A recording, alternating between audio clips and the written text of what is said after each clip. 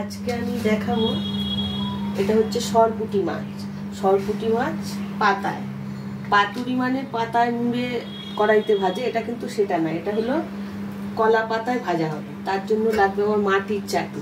মাটির চাটুতেই খুব ভালো হয় মাছ পাতা। তারপরে লাগছে মাছ, মেনলি কলা পাতা। তারপরে লাগছে সর্ষের তেল, নুন, লঙ্কা গুঁড়ো, হলুদ গুঁড়ো, জিরে গুঁড়ো। ব্যাস, এবার আমি মাছটা রেডি করে নেব।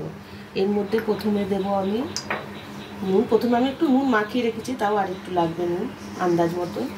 নুন, লঙ্কা গুঁড়ো, যতটা ঝাল খাবেন ততটা ঝাল দেবেন, একটু ঝালঝালি ভালো হয় এটা। হলুদ গুঁড়ো, জিরে গুঁড়ো, এবারে দেবো কাঁচা সর্ষের তেল।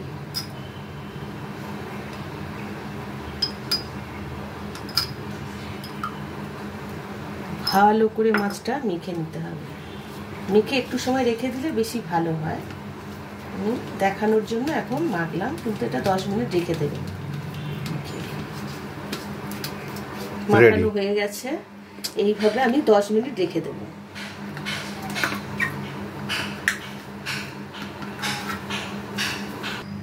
এখন আমি গ্যাসটা জ্বালিয়ে নেব, জ্বালিয়ে কলা পাতাগুলো একটু সেঁকে নেব।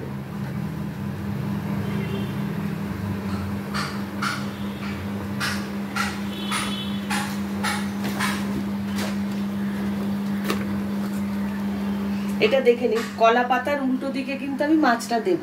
অনেকে দেয় এই দিকে, এই যে এদিকে শীত থাকে, এর মধ্যে কিন্তু নোংরা থাকে। কলা পাতাটা এইভাবে গাছে থাকে, পাতাটা উল্টে নিলে নোংরাও থাকে না এবং পরিষ্কার থাকে, সমান থাকে। তাই পাতাটা সবসময় উল্টে দেবেন। এবার আমি চাটুটা উনানের মধ্যে বসিয়ে দিলাম, গ্যাসটা কমিয়ে নেব। অলওয়েজ গ্যাস কমানো থাকবে, এটা কম আছে খুব ভালো হয়। এখন আমি এই কলা পাতাটার মধ্যে সর্ষের তেল মাখাবো ভালো করে।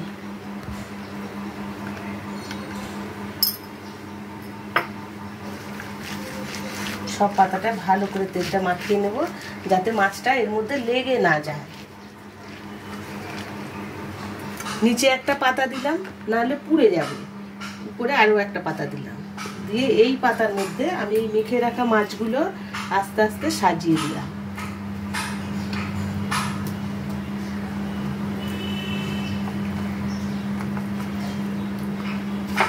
এই মশলাটা এর মধ্যে দিয়ে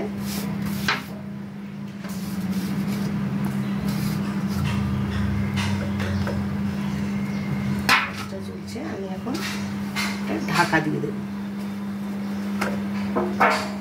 10 মিনিট পর আমি এটা খুলে দেখি কতটা হয়েছে। এখন আমি ঢাকাটা খুলে দেখি, একদম রেডি হয়ে গেছে আমার 1 পিঠের মাছ ভাজা। এটা এখন আমি আস্তে আস্তে জায়গাটায় ঢেলে নেব। দেখুন পাতাটা পুড়ে গেছে, এই পাতাটা আমি ফেলে দেব।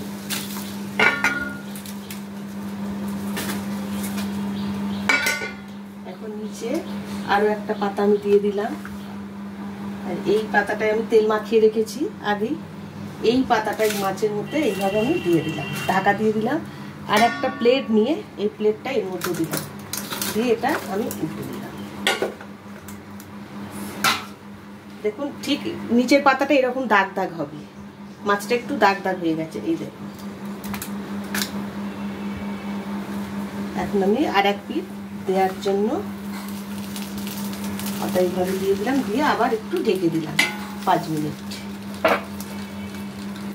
খুলে দেখি কতটা হয়েছে। পাতাটা তুলি, একদম রেডি হয়ে গেছে।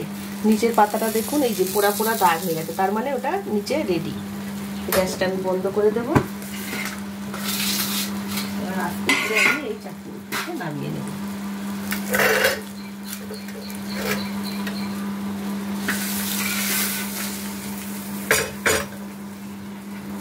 রেডি হয়ে গেছে আমার কলা পাতা সরপুঁটি মাছ ভাজা।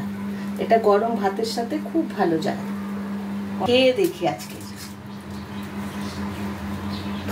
গরম ভাতে পাতায় মাছ ভাজা। গন্ধটা কি সুন্দর বেরিয়েছে। জাস্ট একটু খেয়ে দেখা যায় কোনো মতে ফাটাফাটি।